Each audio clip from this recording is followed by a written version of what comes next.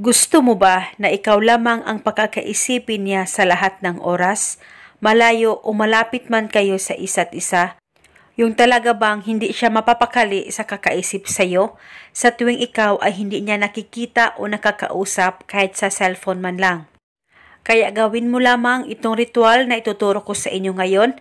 Dapat kayo ay palaging naniniwala sa mga ganitong pamamaraan at dapat buo ang loob nyo sa paggawa nito.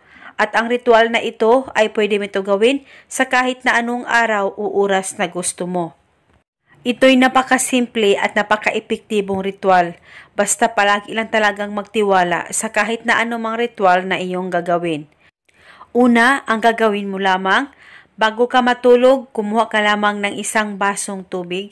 Dapat po babasagin po ang baso na gagamitin nyo sa ritual.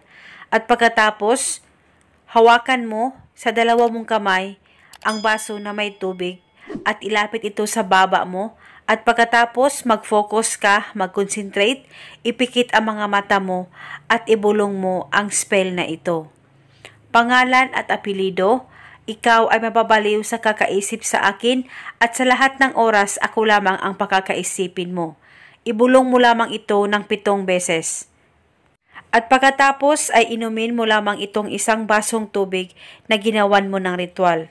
At paniguradong siya ay mababaliw at siya ay hindi mapapakali sa kakaisip sa'yo. At ang ritual na ito ay pwede mo ito gawin araw-araw sa kahit na anong oras na gusto mo.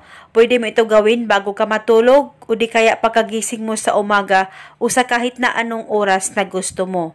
At gawin ito hanggang kailan mo gusto. At eto muna sa ngayon, maraming salamat po sa panonood. May God